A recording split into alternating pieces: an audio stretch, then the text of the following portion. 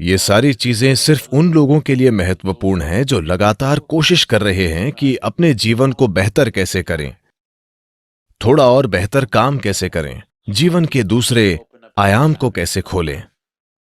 अगर ऐसी चिंताएं हैं, फिर आप इस मशीन में किस तरह का भोजन या ईंधन डालते हैं, ये बहुत बहुत महत्वपूर्ण है। योगिक संस्कृति में हम भोजन को 3 वर्गों में बांटते हैं: पॉजिटिव प्राणिक भोजन, नेगेटिव प्राणिक भोजन और जीरो प्राणिक भोजन।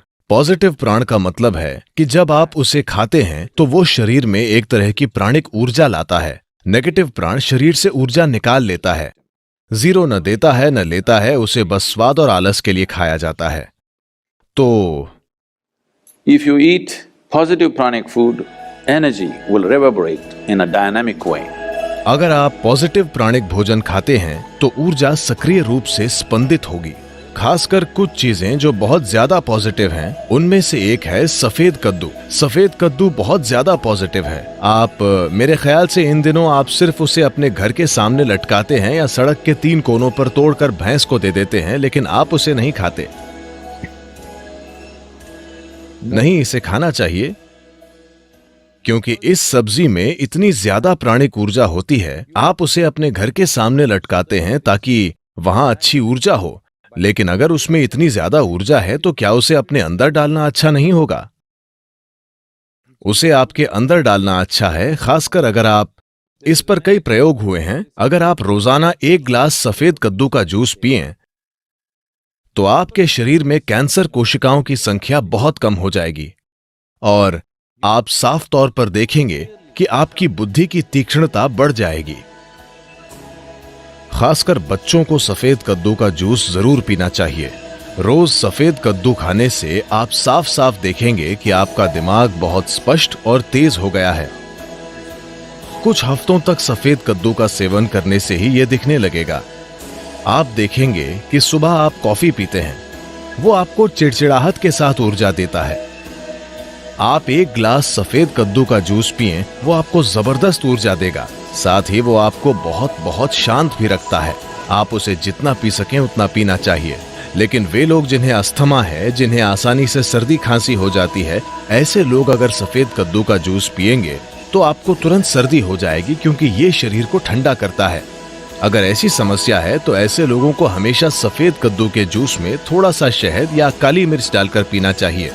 ये सफेद कद्दू के ठंडक लाने वाले असर को कुछ हद तक कम कर देगा।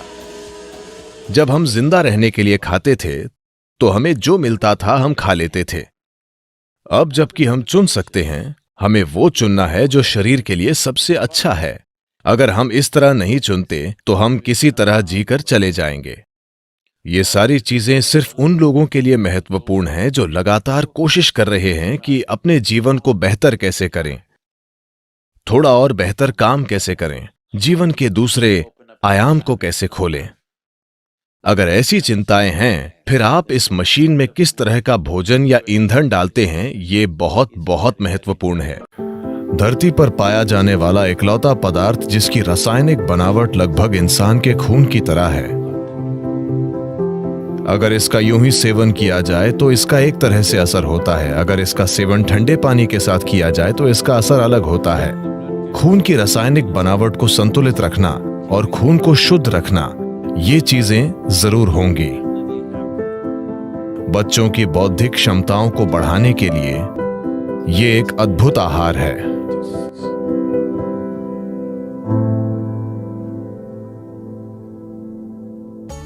शहद उन सबसे अच्छी चीजों में से एक है जिनका आप सेवन कर सकते हैं। मानसिक स्थिरता, शारीरिक खुशहाली, जीवन शक्ति, इन सभी चीजों को काफी हद तक बढ़ाया जा सकता है सिर्फ रोजाना शहद के सेवन से।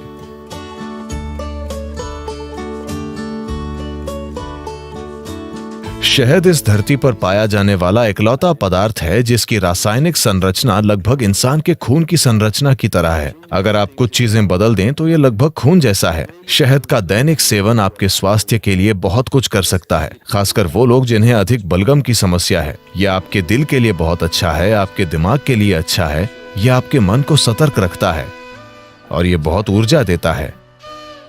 तो हर दिन शहद का सेवन बहुत कुछ कर सकता है। खासकर अगर आपके बढ़ते बच्चे हैं तो उन्हें रोज शहद का सेवन करना चाहिए। ये उनकी बुद्धि और हर तरह के विकास के लिए बहुत कुछ करेगा। सफेद कद्दू भी।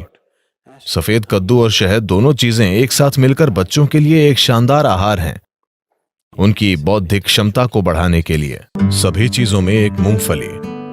मैं मूंगफली के बारे में विशेष रूप से उत्साहित हूं क्योंकि मेरे जीवन में एक दौर था जब मैंने सिर्फ मूंगफली और केले पर जीवन बिताया, बस इतना ही। क्योंकि इसमें वो सब कुछ है जो आपको चाहिए। बस भिगोई हुई मूंगफली, बस इतनी मूंगफली रात भर भिगोकर और एक केला, मेरा पूरा दिन निकल जाता था। और पूरी तरह से सक्रिय, ज्यादातर लोगों की कल्पना से भी ज्यादा सक्रिय। इसमें आपका जीवन चलाने के लिए सब कुछ है। यह अपने आप में एक संपूर्ण भोजन है। अगर आप इसे 6 से 8 घंटे तक भिगोते हैं तो पित्त निकल जाता है। आप पित्त जानते हैं, एलोपैथिक डॉक्टर इस पर ध्यान नहीं देते, लेकिन आयुर्वेद इसी पर आधारित है। उष्ण, शीत और पित्त, इससे पित्त निकल जाता है। और इस भीगी हुई मूंगफली को अच्छी तरह चबा कर खाना। बस ये पक्का करें कि यह जेनेटिक इंजीनियरिंग की हुई बकवास नहीं है। एक चीज यह है कि शायद इसमें जेनेटिक बदलाव किए गए हों। अब वो ये नहीं लिखते कि किसमें बदलाव किया गया है और किसमें नहीं। एक और चीज यह है कि आप इस हद तक फर्टिलाइजर और कीटनाशक डाल रहे हैं कि मूंगफली अब मूंगफली नहीं रही। बस ये पक्का करें कि वो ऑर्गेनिक मूंगफली हो।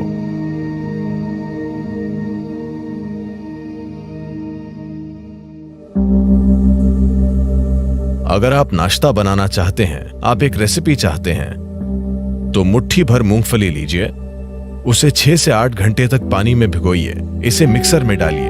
अगर आप कोई फल डालना चाहते हैं तो एक केला या आप जो चाहें वो डालें। केला उसमें अच्छा लगता है, आप कोई दूसरा फल भी डाल सकते हैं। अगर आप चाहें तो थोड़ा शहद भी डालें। 2 मिनट, शानदार नाश्ता तैयार। इसे बनाने में केवल 2 मिनट लगते हैं। अगर आप इसे थोड़ा पतला चाहते हैं तो इसमें थोड़ा और पानी डालिए और बस इसे पी लीजिए। आप इसे दलिया जैसा चाहते हैं तो इसे गाढ़ा बनाइए और इसे खा लीजिए। आप देखेंगे कि ये आपको आसानी से 4 से 5 घंटे तक ऊर्जा देगा और ये बहुत पौष्टिक है।